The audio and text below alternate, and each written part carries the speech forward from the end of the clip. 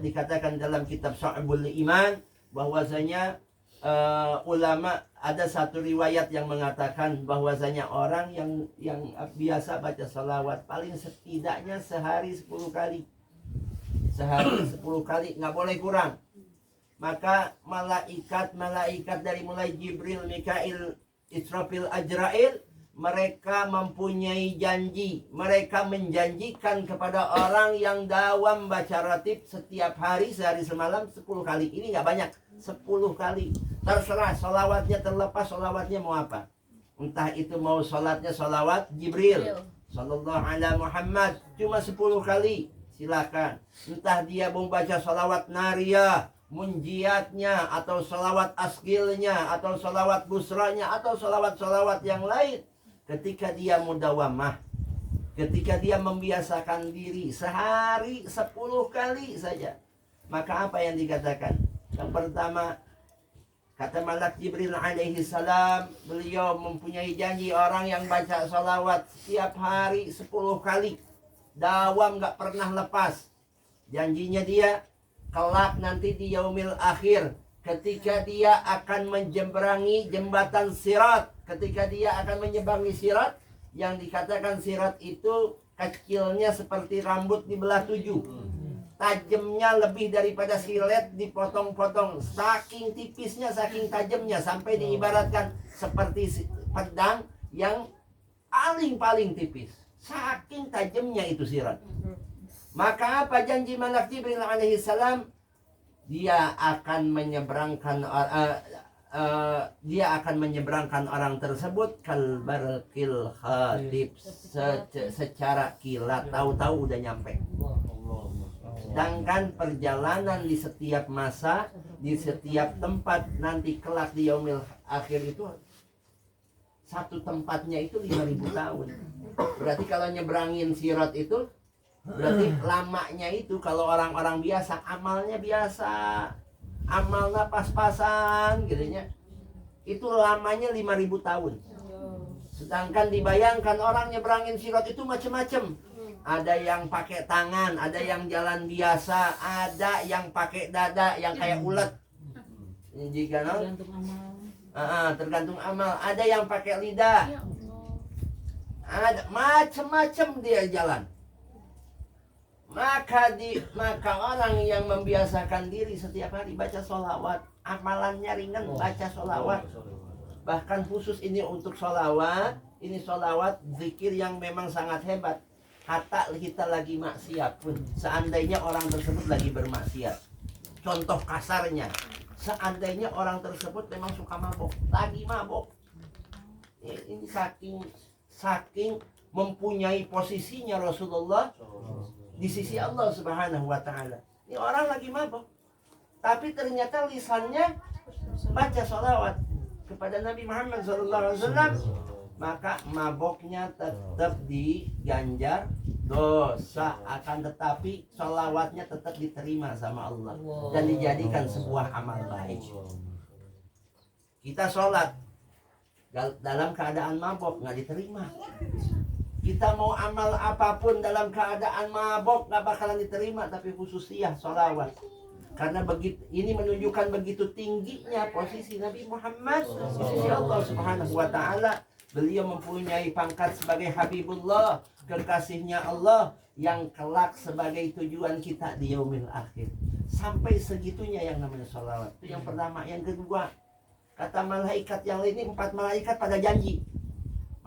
Baru 1, yang satunya lagi janji.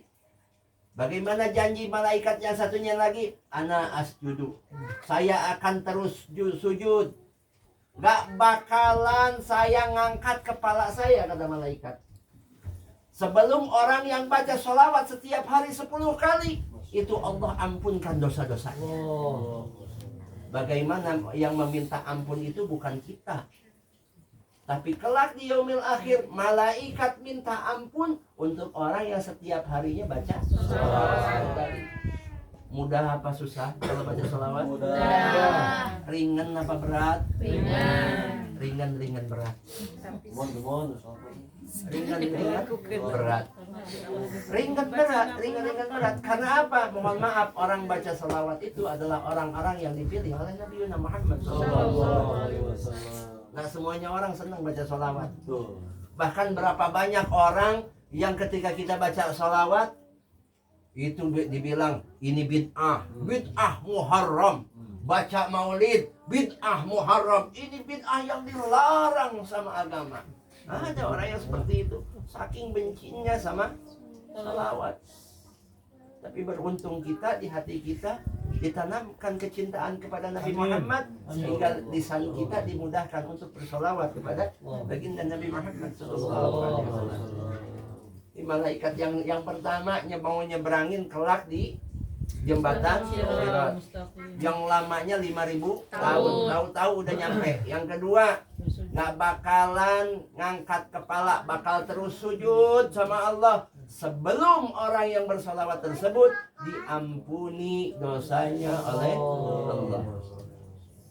Yang ketiga, ini malaikat yang satunya lagi janji sama Allah, ya Allah, saya janji buat orang yang baca orang yang baca sholawat sehari 10 kali. Apa janjinya? Nanti kalau dia mati dicabut nyawa, saya akan cabut nyawa dia sebagaimana dicabut nyawanya para nabi. Dia dicabut nyawa laksana seperti orang soleh, para nabi, nggak bakalan ngerasain sakit. Dikasih tenang, dikasih sakinah sama Allah. Ketika dicabut nyawa, dikasih sakinah sama Allah. Dikasih pandangan-pandangan bahwa ini loh tempat yang kelak engkau akan singgahi. Ini loh tempat nanti di surga. Ini loh keadaan kubur kamu, dilegain kuburnya. Ini sampai ini malaikat bilang, kalau orang baca sholawat 10 kali, maka saya akan nyabut nyawa dia seperti nyabutnya nyawa para anbiya. Itu luar biasa, cuma sholawat. Nggak susah. Malaikat yang terakhir apa?